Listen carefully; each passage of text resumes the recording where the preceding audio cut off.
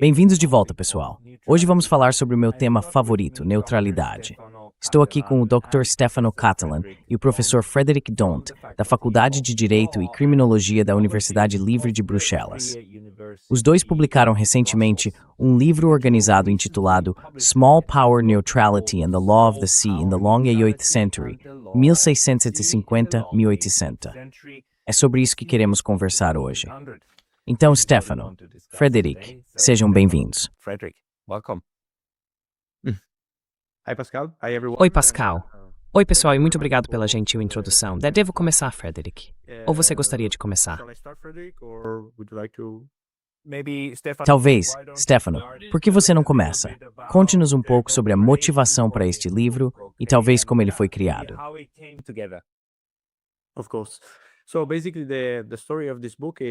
Claro.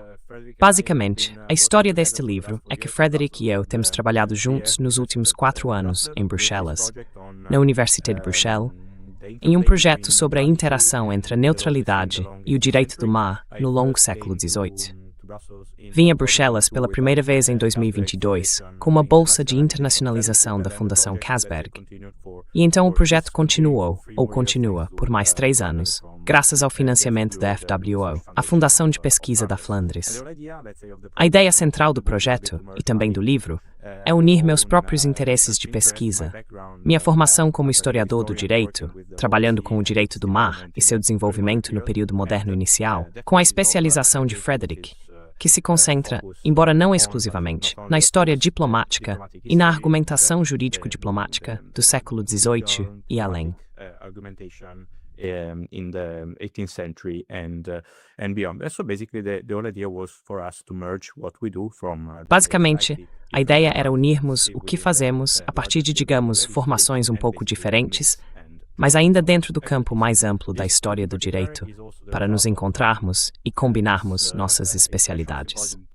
Este livro, em particular, também é resultado de um simpósio internacional que organizamos em Paris, em 2023, na Fondation Birman Laporte, onde reunimos historiadores e historiadores do direito para refletir sobre a neutralidade das pequenas potências, com foco na neutralidade marítima, tanto de uma perspectiva jurídico-histórica quanto econômico-histórica e, de modo geral, histórica. E esse esforço continua até hoje, já que estamos planejando uma nova conferência para o final deste ano.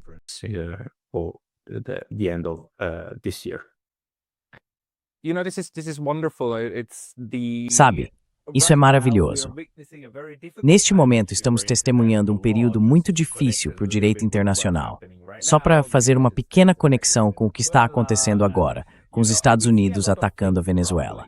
E veja, estamos vendo muitas coisas desmoronando. Mas isso não deve nos fazer esquecer que, no fim das contas, o direito internacional não se trata de impor algo de cima para baixo. Trata-se de como as regras realmente se desenvolvem de baixo para cima. Então, Frederic, você poderia talvez falar um pouco sobre isso? Porque acho que um dos seus colaboradores, Stephen Neff, faz esse ponto. E talvez você também possa explicar por que a neutralidade é um conceito marítimo.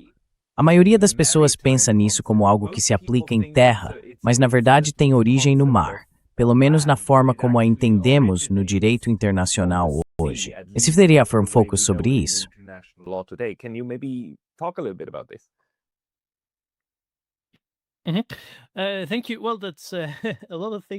Obrigado. Bem, isso é muita coisa reunida em uma só pergunta, eu diria. Acontece que eu estava justamente lendo o seu livro Notions of Neutralities, e o excelente capítulo de Stephen Neff sobre as concepções americanas de neutralidade na década de 1930 é uma boa ilustração dos dilemas que você destacou na primeira pergunta. O direito internacional não é totalmente codificado. Ele evolui com o comportamento dos atores que precisam aceitar as normas às quais se submetem. E acho que é por isso que conseguimos trabalhar em um tema como a neutralidade nesse período.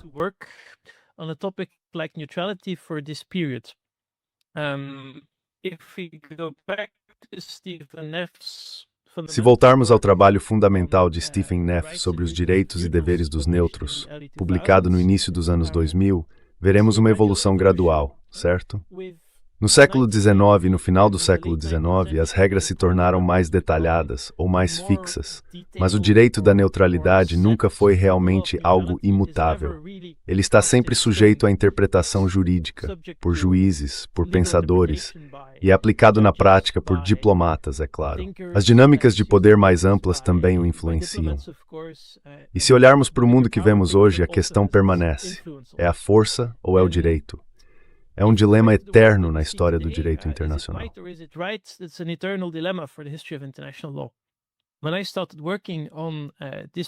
Quando comecei a trabalhar nesse período, a primeira metade do século XVIII, meu foco estava na França, na diplomacia francesa, e a neutralidade realmente não fazia parte do quadro.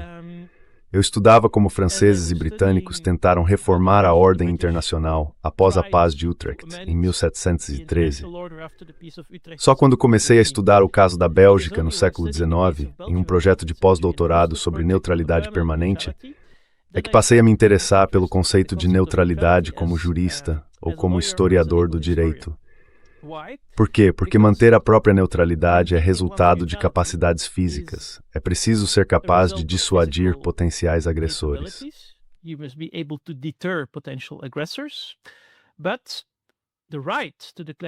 Mas o direito de declarar-se neutro é uma questão contestada no período moderno inicial, o período que precede o século XIX.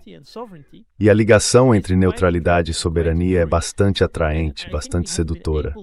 Acho que conseguimos dar mais nuances à imagem geral disso em nossa introdução e no volume como um todo. Se você olhar o índice de conceitos, temos 21 associações diferentes com a palavra neutralidade e deliberadamente escolhemos não fazer uma escolha ali. O direito de ser neutro é o direito de escolher entre ser um beligerante e não ser um.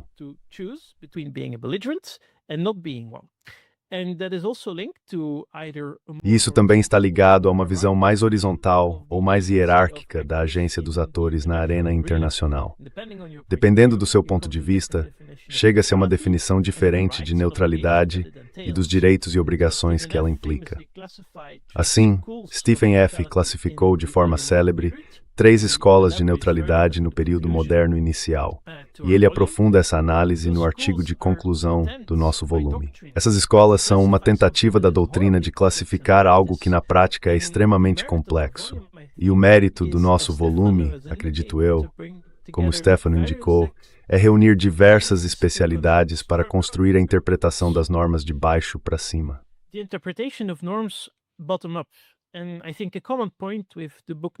Acho que um ponto em comum com o livro Notions of Neutrality é que estamos tentando descobrir como os participantes de um grande jogo estratégico formulam suas posições usando a palavra neutralidade e a utilizam como um meio para promover seus próprios interesses.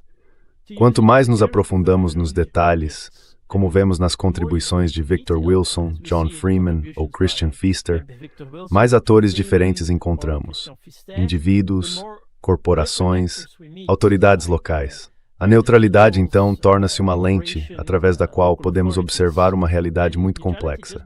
E isso, acredito, vai além do paradigma jurídico e torna o livro tão interessante e fascinante.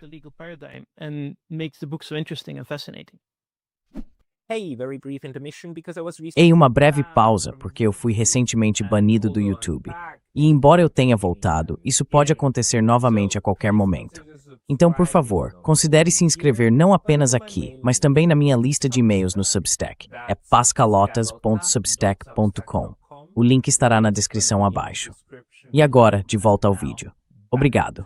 Stefan, o que você quer acrescentar a este assunto?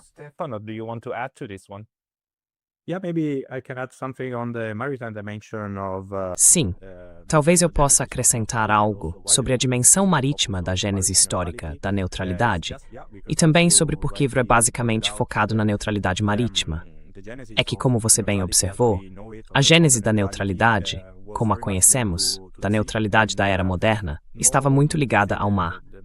E, digamos, as melhores reflexões do século XVIII sobre neutralidade foram, na verdade, dedicadas ao que acontecia no mar, em um século que testemunhou a expansão do comércio marítimo, tanto, digamos, o comércio de curto alcance pela Europa, com técnicas de cabotagem, quanto, digamos, o comércio intercontinental de longo alcance.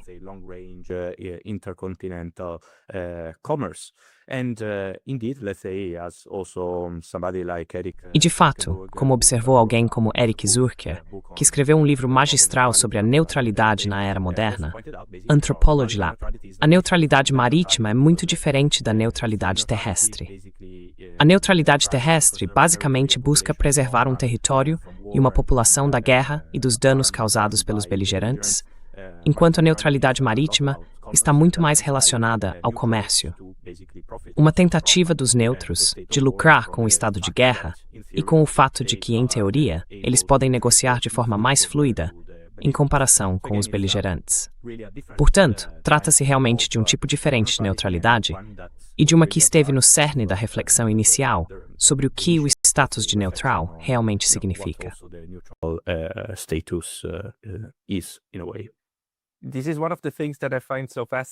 Essa é uma das coisas que acho tão fascinantes. Sabe, que muitas pessoas entendem mal o conceito de neutralidade e depois apontam e dizem: "Ah, mas esses neutros, eles comercializam com todo mundo. Eles não são neutros, estão tentando lucrar." Ah, é mesmo? Não. Isso é simplesmente o que eles fazem, é o que afirmam. Talvez Frederick, Stefano, quem quiser entrar na conversa, vocês podem falar um pouco sobre a relação entre comércio e a manutenção da neutralidade.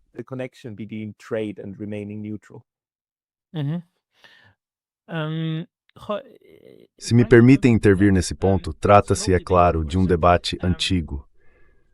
A potência dominante no mar geralmente não gosta do comércio neutro, porque o comércio neutro permite que seus oponentes compensem sua falta de força física ou atendam às suas necessidades de recursos por meio de embarcações comerciais neutras. E isso é apenas parte da ambiguidade do comércio indireto. Essa é a crítica clássica. No entanto, é muito difícil separar os aspectos políticos e comerciais da neutralidade. Se olharmos para o capítulo de John Freeman sobre o Ducado da Curlândia, fica bastante claro que o Duque da Curlândia, um ator secundário menor no Báltico e no Nordeste da Europa, é convidado a estar presente, por exemplo, nas Índias Ocidentais, no Caribe, porque algum tipo de intermediário semelhante é necessário para manter o equilíbrio geral do sistema em outra esfera do mundo.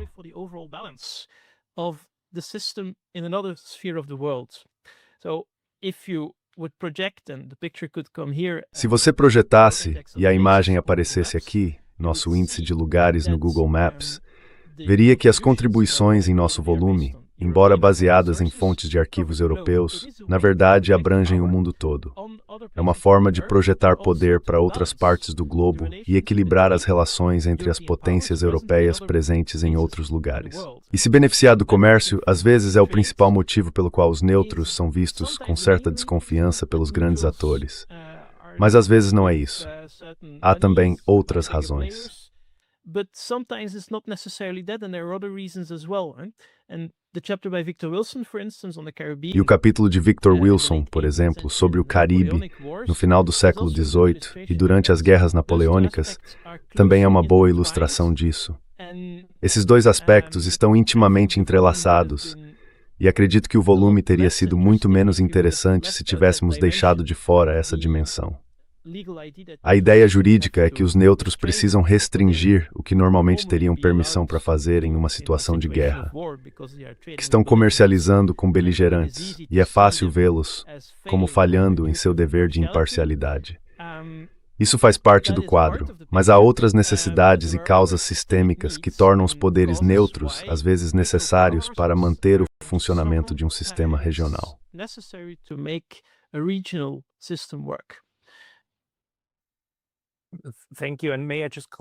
Obrigado.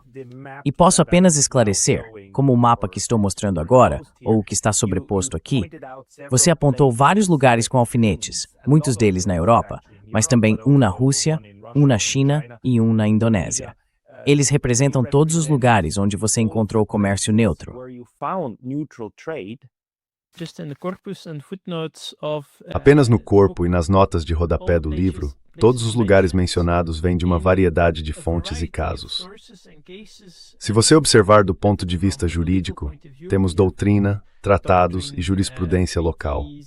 Por exemplo, no capítulo de Lewis Muller, ele discute casos dos tribunais de prêmios na Grã-Bretanha. Eles não indicam necessariamente comércio neutro, mas mostram lugares que são relevantes para o desenvolvimento dos discursos sobre neutralidade por diversos atores.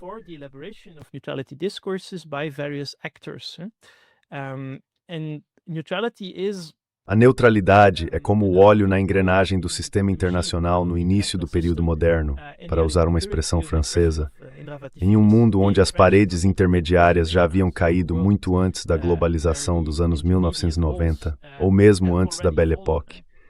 O sistema econômico mundial já estava estabelecido, os continentes já estavam conectados. Mas também havia razões políticas para o surgimento de neutros nesses cenários. E às vezes, como no caso de Crudup, temos um pé na África, um pé no Caribe e um pé no Báltico, de um modo que hoje só se esperaria de uma corporação multinacional com uma empresa no Paquistão, outra na Califórnia e outra na Suécia, por assim dizer.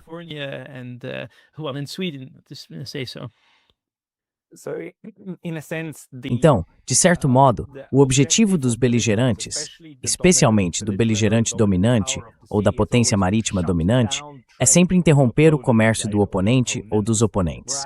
Já o interesse dos neutros é sempre manter o máximo possível de comércio com quem quer que seja.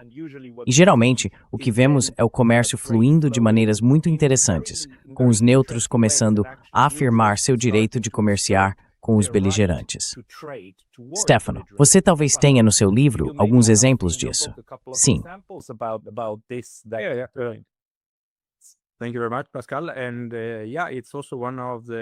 Muito obrigado, Pascal. E sim, eu diria que esse também é um dos aspectos interessantes do livro.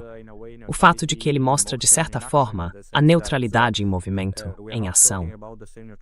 No sentido de que não estamos falando da mesma neutralidade ou da mesma atuação das pequenas potências ao longo do livro.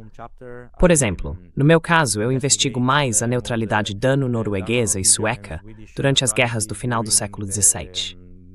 A Guerra dos 9 Anos e a Guerra da Sucessão Espanhola, quando tanto a Dinamarca-Noruega quanto a Suécia ainda possuíam frotas navais muito poderosas. Elas eram basicamente capazes, especialmente durante a Guerra dos 9 Anos, de impedir que os beligerantes entrassem no Mar Báltico.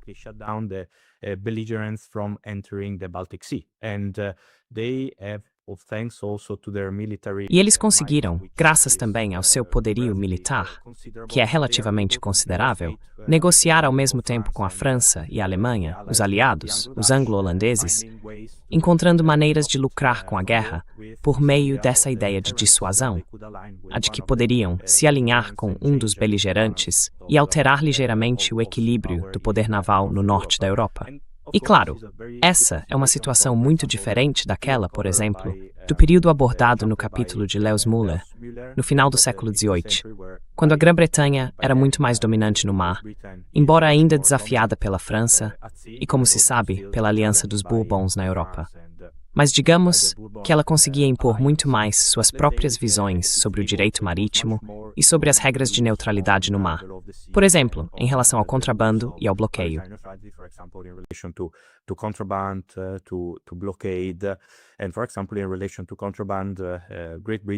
E, por exemplo, em relação ao contrabando, a Grã-Bretanha, as autoridades britânicas e o Tribunal do Almirantado tentaram repetidas vezes impor uma noção mais ampla de contrabando, incluindo gêneros alimentícios e materiais navais, basicamente tudo o que fosse necessário para construir e manter uma frota de enormes embarcações de madeira.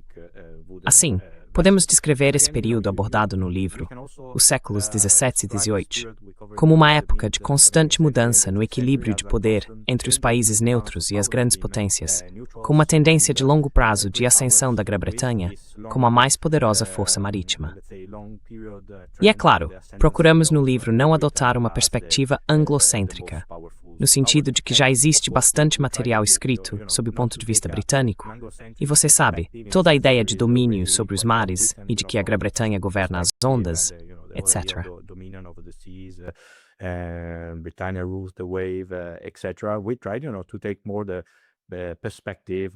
Nós tentamos, sabe, adotar mais a perspectiva das potências pequenas e médias, para digamos, completar um pouco o quadro, e também, sabe, incluir o ponto de vista da França como a potência que geralmente enfrentava a Grã-Bretanha em desvantagem, pelo menos no mar.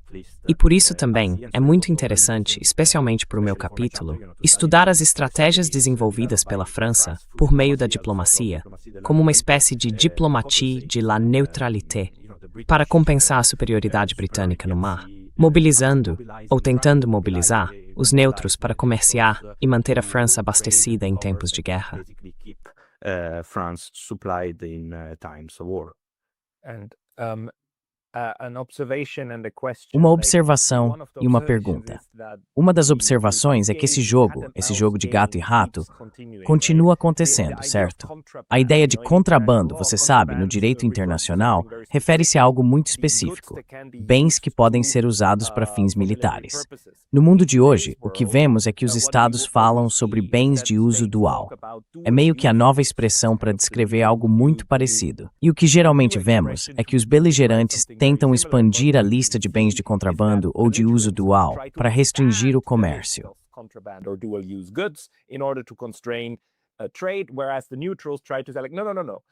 Enquanto isso, os neutros tentam dizer algo como não. Pólvora, tudo bem, isso é contrabando. Mas maçãs, uvas e vinho, se você argumentar que isso pode ser usado para abastecer tropas, aí já está indo longe demais. Mas vemos isso acontecendo. E talvez você possa falar um pouco sobre isso, dar alguns exemplos. Em segundo lugar, e agora esqueci minha segunda pergunta, talvez fosse sobre a questão do contrabando e do uso duplo. Algo vem à mente. Talvez o Stefan, e depois o Frederick.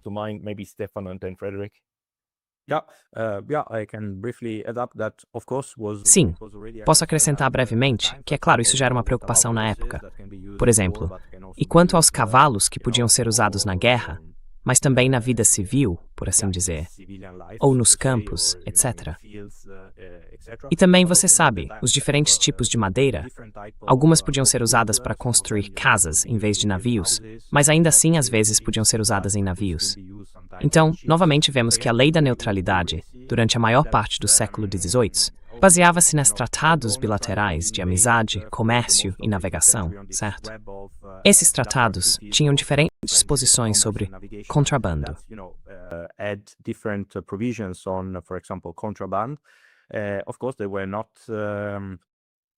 Claro, eles nem sempre foram totalmente claros. E havia, você sabe, uma margem para interpretação.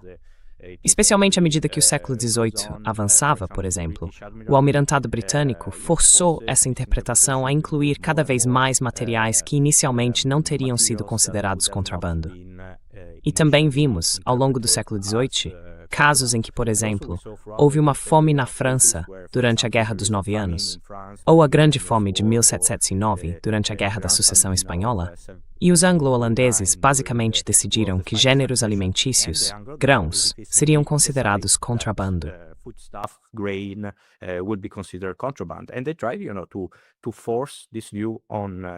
E eles tentaram, sabe, impor essa visão aos neutros, que, por outro lado, tentaram reagir pacificamente, digamos assim.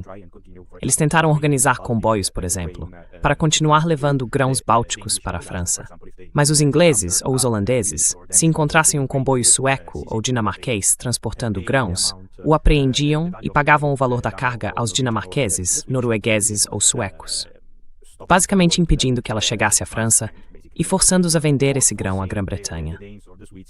Então, mais uma vez, vemos claramente essa noção de contrabando, e como a ideia mais ampla de neutralidade muda conforme o equilíbrio de poder no mar se transforma.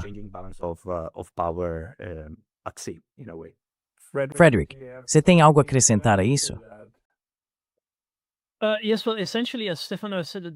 Sim, bem, essencialmente, como Stefano disse no final, esta é uma história descentralizada. Tradicionalmente, para o comércio no início do período moderno, precisamos levar em conta a corrupção e a não aplicação das normas. Estou pensando no maravilhoso capítulo de Christian Pister Longanet sobre os relatórios de inspeção das amiraltéis, os tribunais de almirantado franceses ao longo da costa. Mas essa realidade descentralizada é, de certo modo, se olharmos para a estrutura normativa do sistema internacional atual, ainda altamente instrutiva. is still highly instructive. What we see when the Security Council is at O que vemos quando o Conselho de Segurança está em impasse, como no caso da Ucrânia, é que todos os tipos de estruturas horizontais e interpretações de normas que de outra forma teriam sido violadas são utilizados pelos estados para tentar estabelecer seus próprios sistemas. A crítica dirigida a princípios britânicos, como a regra de 1756, não é muito diferente do que vimos no século XVIII. E essa realidade, eu talvez não usasse a expressão estados de diferentes jurisdições, mas sim estados aplicando seu próprio estilo na leitura da teia de tratados bilaterais. Também cria oportunidades para que indivíduos e outros atores alcancem seus objetivos práticos.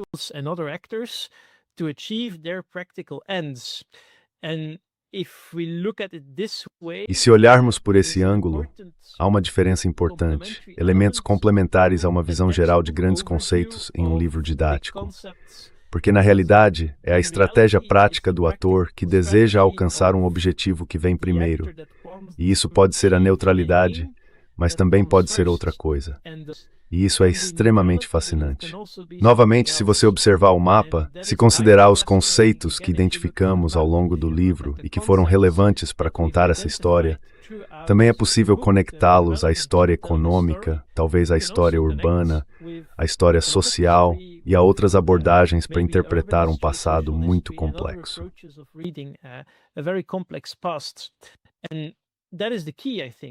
E esse é o ponto-chave, eu acho. A neutralidade é uma forma de olhar para o sistema internacional, de observá-lo sem os atores e categorias predefinidos que tendemos a posicionar em nossas mentes, seguindo o desenvolvimento da teoria das relações internacionais no século XX, por exemplo. É como viajar para outro país quando se vai ao passado. E isso também tem consequências para sua leitura e para suas ferramentas analíticas. Por outro lado, ajuda a identificar e semelhanças e talvez não se estivesse de acordo com o princípio.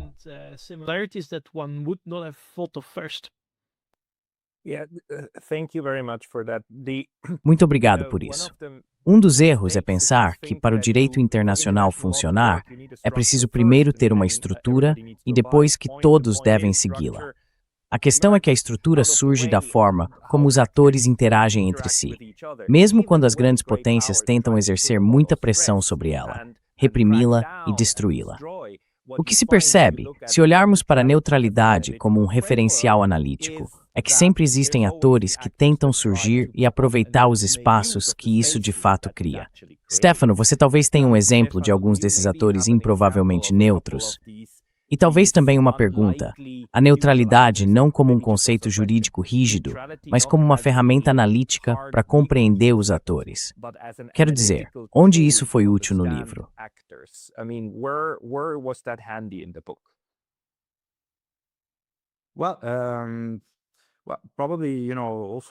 Bem, provavelmente também falando sobre os temas, ou, digamos, os atores que abordamos no livro, é certamente muito interessante ver como diferentes tipos de neutralidade surgem. É o caso, por exemplo, da Dinamarca, da Noruega e da Suécia, que são frequentemente neutras, mas também costumam participar de guerras europeias. Assim, por exemplo, em relação à Alemanha, os atores nórdicos demonstram um tipo de neutralidade que ainda não é uma escolha de longo prazo, mas sim, digamos, uma forma oportunista de tentar lucrar com o estado de guerra e também expandir seu comércio e riqueza.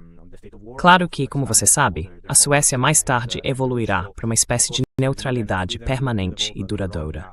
Permanent neutral in long-term neutrality, but let's say throughout the 18th century, they are both neutral. Mas digamos que ao longo do século XVIII, eles sejam ao mesmo tempo neutros e beligerantes. Por exemplo, nas duas primeiras décadas do século XVIII, a Suécia é neutra na Guerra da Sucessão Espanhola, mas ao mesmo tempo é uma das principais beligerantes, ou um dos atores centrais na Grande Guerra do Norte. E este é, claro, um caso muito diferente daquele do Ducado da Curlândia, tratado por John Freeman, em que vemos que a neutralidade é simplesmente uma necessidade básica para um ducado tão pequeno, enclavado entre grandes potências como a França, o Império Sueco da época, a Rússia e a comunidade polaco-lituana, que ainda era um dos estados mais poderosos da Europa. most powerful states in Europe. So basically, we see different types of actors and Basicamente, vemos diferentes tipos de atores e tipos muito distintos de neutralidade. E agora, na parte final do projeto, por exemplo, estou me concentrando na República de Veneza, que também é um caso muito interessante, porque representa um tipo de neutralidade mais passiva, digamos assim, em comparação com a dinamarquesa, norueguesa e a sueca. Veneza está frequentemente em guerra com os turcos otomanos, então precisa de paz tanto quanto possível no norte da Itália para poder concentrar os recursos limitados que possui. No século XVII, ela já não é mais uma grande potência em todo o Mediterrâneo, mas ainda é uma potência marítima muito significativa e um ator diplomático de grande relevância na diplomacia europeia mais ampla.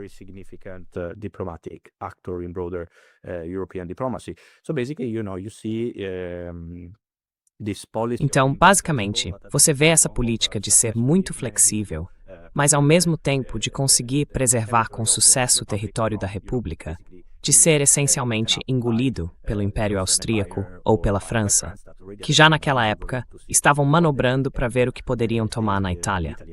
E como você sabe, isso marcará o fim da história da República de Veneza.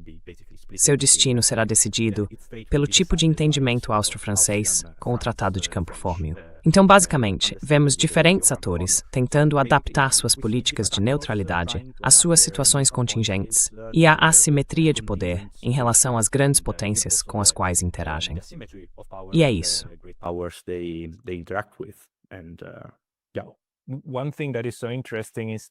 Uma coisa muito interessante é esse tipo de neutralidade situacional. Ser neutro em relação a um conflito, mas não a outro. Na verdade, esse foi o padrão por muitos e muitos séculos, certo? E, na verdade, o direito internacional, como o conhecemos hoje, e a jurisprudência que temos, mas também o direito dos tratados, a maior parte disso se refere à neutralidade situacional. Frederick, você poderia falar um pouco sobre isso? Sabe, essa ideia de que alguém é sempre neutro ou nunca é neutro. Não é isso que os últimos 4 ou 5 séculos de história nos ensinam.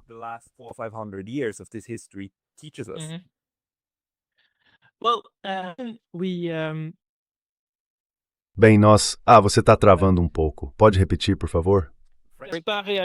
You're freezing up a little bit. Can you repeat that, please? This book by Gaspard Real de Courbon. Este livro de Gaspard Real de Courbon, que foi um autor jurídico francês das décadas de 1740 e início de 1750. Real de Courbon, no 5º volume de sua obra La Science du Gouvernement, especificamente no volume Le Droit des Gens, ou seja, o direito das nações, não Le Droit de la Nature, mas Le Droit des Gens, apresenta um raciocínio detalhado sobre como o direito da neutralidade está entrelaçado com o que ele chama de Le Droit de la Convenance, ou o que os poderes podem impor uns aos outros. Esse equilíbrio é descrito de forma muito detalhada em nossa introdução e destaca a ambivalência da relação entre neutralidade e soberania, ou agência, ou a capacidade de agir de forma independente.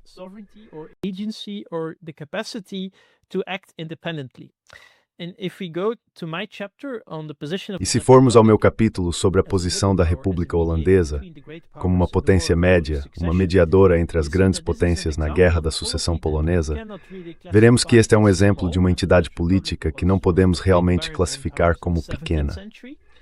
A República Holandesa foi uma das principais potências marítimas do século XVII, mas estava dividida entre 2 opções, ou a França ou a Grã-Bretanha, para simplificar. Na Guerra da Sucessão Polonesa, que tem alguma relação com a Polônia, mas não na maioria dos teatros ou assuntos envolvidos, a República Holandesa e a Grã-Bretanha tentaram mediar entre os beligerantes, a França e a monarquia dos Habsburgo.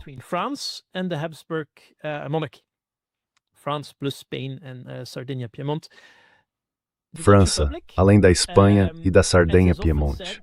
A República Holandesa, como se costuma dizer, sendo uma potência neutra, quando de fato é neutra, pode sediar uma conferência de paz. É um lugar onde as notícias circulam, onde se pode influenciar a opinião pública em toda a Europa no início do período moderno.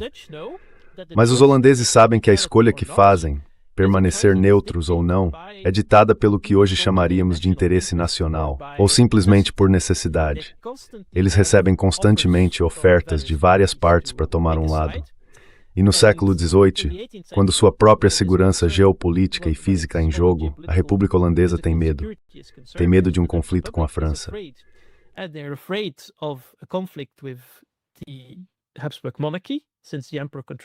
A monarquia dos Habsburgo, já que o imperador controla os Países Baixos do Sul, já que ainda tem vizinhos na Alemanha e já que havia um problema com a Frísia Oriental. E eles são muito zelosos em manter seus privilégios comerciais. Por exemplo, como argumentam, têm acesso exclusivo às Índias Orientais, onde querem excluir concorrentes, como a Companhia de Ostende, criada em 1722 nos Países Baixos austríacos. Sua posição não é de força. E legalmente, se a República Holandesa optar pela neutralidade, trata-se de uma decisão de não participar de um conflito entre outros dois. Poder escolher, isso é um sinal de neutralidade, o grau de autonomia que se possui.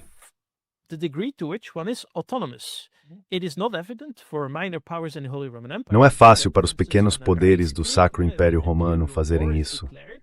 Por exemplo, quando um Reichskrieg, uma guerra imperial, é declarado, você não pode simplesmente permanecer neutro depois que o imperador e o império, juntos na dieta, tomam partido. É difícil para os pequenos estados, e Le Courban descreve, por exemplo, que o bispo de Passau não pode fazer muita coisa quando um dos grandes atores da região decide ocupar seu território. Agora, se uma potência média, vista como capaz de escolher a neutralidade, adota esse status, há riscos envolvidos. Se você não se mantiver fiel ao que mais tarde é teorizado como o dever de imparcialidade e abstenção, pode se tornar um beligerante e ser arrastado para uma guerra.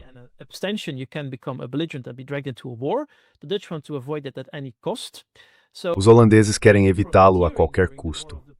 Portanto, qualquer tentativa de lucro durante a Guerra da Sucessão Polonesa, não tenho conhecimento de estudos específicos que tenham investigado isso, teria sido muito limitada. E como você aponta, não é necessariamente o caso de que uma entidade política opte consistentemente pela neutralidade. Temos o exemplo de Liege, por exemplo, ou a neutralidade de longo prazo de Veneza. E no caso da República Holandesa, quando ela entra em guerra, geralmente é ao lado da Grã-Bretanha, no que chamamos de potências marítimas, como uma espécie de aliança durante a Guerra da Sucessão Espanhola. A República Holandesa manteve a neutralidade quando a Grã-Bretanha estava em guerra na Guerra da Aliança Quádrupla.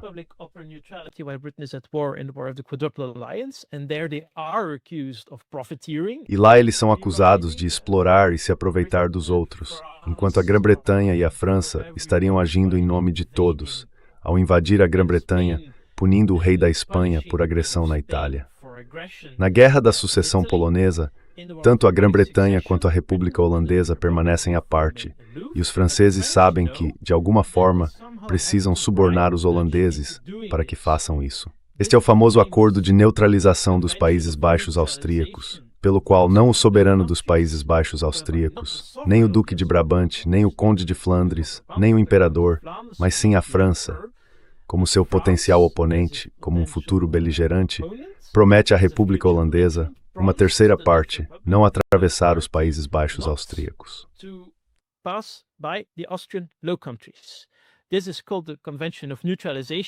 Isso é chamado de Convenção de Neutralização na literatura posterior. Mas é claro, trata-se de um tipo de neutralidade bem diferente daquela de um ator que decide voluntariamente ficar fora de um conflito. É mais uma convenção para delimitar um teatro ou zona de guerra por parte de um futuro beligerante que se prepara para iniciar um conflito com a monarquia dos Habsburgo. Se invertermos a perspectiva, quando há uma tentativa de mediação, o pensionário, que é o principal ator político na República Holandesa, realiza conversas secretas em sua casa, aproveitando-se da ambiguidade de sua posição.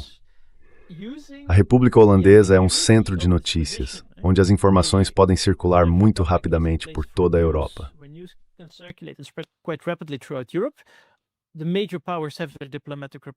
As grandes potências têm seus representantes diplomáticos, portanto, o risco de um vazamento é bastante considerável.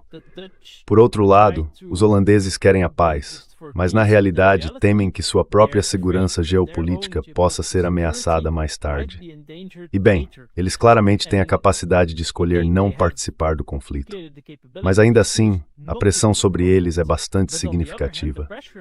Se você observar o comércio e outras formas de neutralidade, ou as pequenas partes essenciais do sistema que fazem tudo funcionar, o dossiê que surge aí é o de Livorno, onde os franceses prometeram fazer o máximo possível para reconhecer que Livorno é um porto livre quando a Itália precisar ser reorganizada.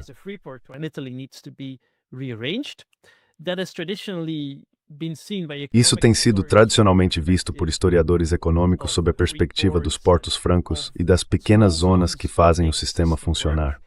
Por que isso surge aqui? Porque a potência neutra não age em prol da paz por benevolência, mas tenta obter algum tipo de vantagem por meio de um acordo diplomático. E esse é um aspecto que certamente não devemos esquecer. A neutralidade não existe em abstracto. O comércio e os aspectos marítimos têm seus próprios conceitos e lógicas. Mas no fim das contas, se uma decisão política precisa ser tomada, é tanto o pé que se tem em terra, quanto o pé que se tem em um navio em alto mar, que compõem o corpo inteiro da reflexão política em questão.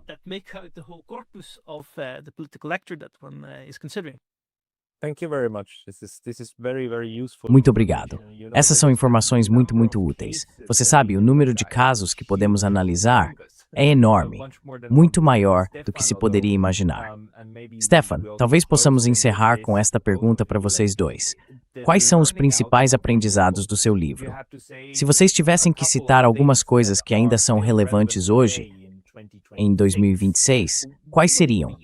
O que mais lhes lembra, a partir do que estudaram neste volume, de como o mundo funciona hoje?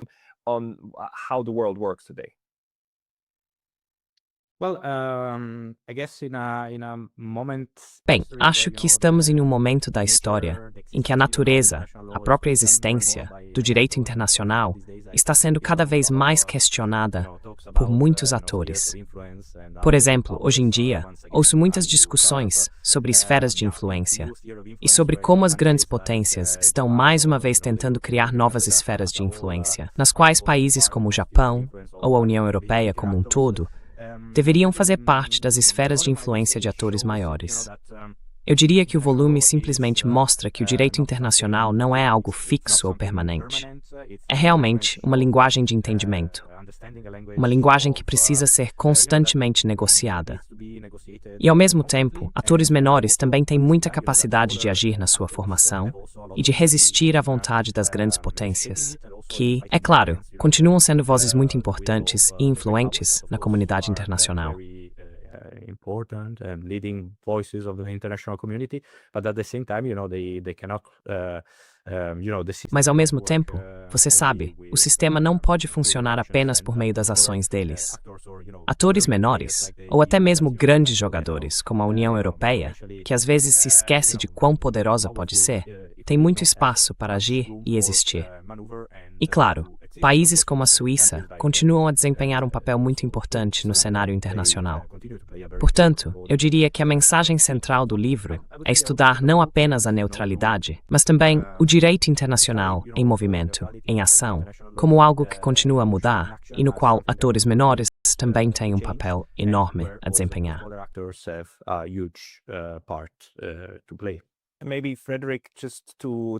Talvez, Frederick, só para encerrar, hoje eu sei que há algumas pessoas muito interessadas nesse assunto. A Indonésia, por exemplo, a Malásia, por exemplo. Atores não alinhados que tradicionalmente não estudávamos como neutros. Mas eu sei que essas pessoas agora estão estudando a neutralidade porque entendem que fazem parte dessa teia. Com base no livro e no que você estudou, qual seria a sua recomendação para atores menores que ainda têm a capacidade de manter algum tipo de neutralidade de uma forma ou de outra?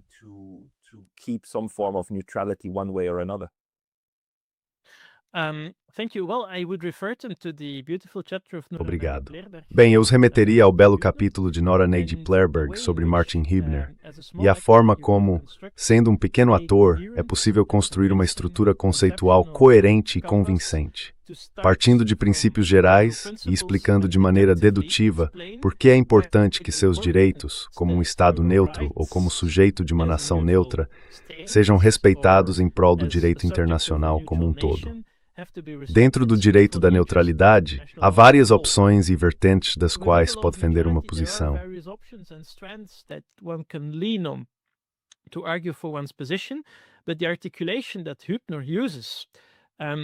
Mas a formulação que Hübner utiliza sobre direitos neutros e a precedência de que o estado normal das coisas, ou seja, a liberdade de comércio entre atores soberanos, deve prevalecer, é, a meu ver, importante. É admirável. E o argumento apresentado ali por um advogado do norte da Alemanha, trabalhando para o rei da Dinamarca, também pode ser útil em todos os contextos. Ao apelar à razão humana como algo característico do iluminismo do século XVIII e da nossa cultura e consciências jurídicas comuns no direito internacional atual.